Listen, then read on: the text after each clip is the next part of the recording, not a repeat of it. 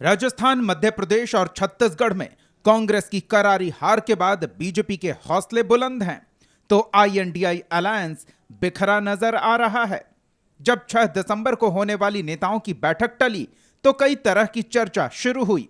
इसी बीच JDU ने ऐलान किया कि नीतीश कुमार उत्तर प्रदेश में रैली करेंगे। जगह तय की गई वाराणसी, जो प्रधानमंत्री नरेंद्र मोदी का चुनाव क्षेत्र है। एक बार फिर चर्चा शुरू हुई कि नीतीश अब सीधे मोदी को चुनौती देने की तैयारी में है। रैली रोहनिया में होने वाली थी, लेकिन 14 दिसंबर को अचानक रैली स्थगित होने की खबर आई। वजह बताई गई प्रशासन की अनुमति का न मिलना। इसके बाद आरोप सीधे उत्तर प्रदेश सरकार पर लगाए जाने लगे। और भारतीय जनता पार्टी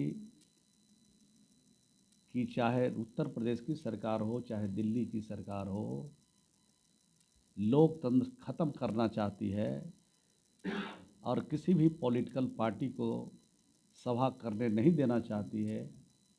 इससे यही प्रमाणित होता है, यही बहुत निंदनीय है, बहुत दुखद है। और अब तो हम लोग जनता की अदालत में जाएंगे और जनता से पूछेंगे कि नीतीश कुमार जी की सभा उत्तर प्रदेश में होनी चाहिए कि नहीं होनी चाहिए। अब जनता इजाज़त देगी तो सभा करेंगे। नीतीश कुमार मोदी विरोधी मुहिम के अगुआ रहे हैं। ऐसे में उनके हर बयान और हर कार्यक्रम के बड़े सियासी मायने निकाले जाते हैं। रैली ऐसे समय में होने वाली थी जब अगले साल लोकसभा चुनाव होने वाले हैं और गाहे बगाहे नीतीश कुमार के लोकसभा चुनाव लड़ने की चर्चा होती रहती है।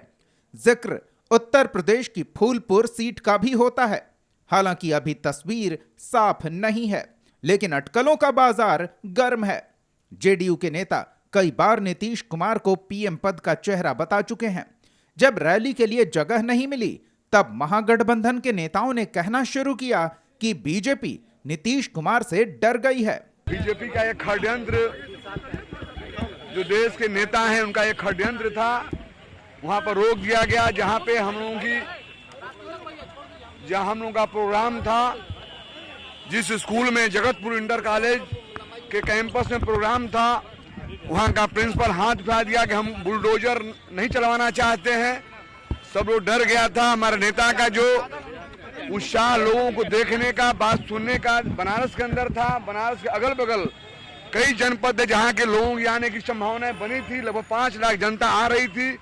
उनको अंदेशा हो चुका था, वो लोग डर गए थे। बीजेपी नहीं चाहती है कि महागठबंधन के लोग, इंडिया गठबंधन के लोग दूसरे प्रदेशों में जाकर और रैली करें और कोई कार्यक्रम करें। इसलिए ये बहुत ही गलत बात है और कोई भी सरकार को किसी भी रैली को रोकने का इजाज़त नहीं देती है। लोकतंत्र में ये नहीं है, लेकिन अगर इस तरह से बात हुई है, इसीलिए रद्द हुआ है। रोहनिया निर्वाचन क्षेत्र में पटेलों का वर्चस्व है। JDU का फोकस उत्तर प्रदेश के आजमगढ़, प्रतापगढ़, प्रयागराज, फूलपुर, अंबेडकर नगर और मिर्जापुर जैसी जगहों पर है, जहां कुर्मी और अति पिछड़ों का बड़ा वोट बैंक है। बिहार में जातीय गणना कराने के बाद नीतीश कुमार ने आरक्षण बढ़ाया और बिहार के अलावा झारखंड और उत्तर प्रदेश में रैली की तैयारी हुई।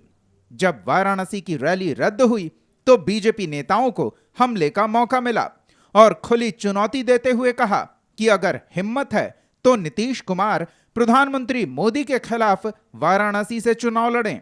रैली भीड़ न जुटने के डर से रद्द की गई और उत्तर प्रदेश सरकार पर झूठा आरोप लगाया जा रहा है। झूठ बोलते हैं। इनका रैली काहे के लिए कोई रद्द करेगा? बेनियाबाग में करें, इनको एको कोना नहीं भरेगा। ये डर गए, रैली फ्लॉप हो जाएगा।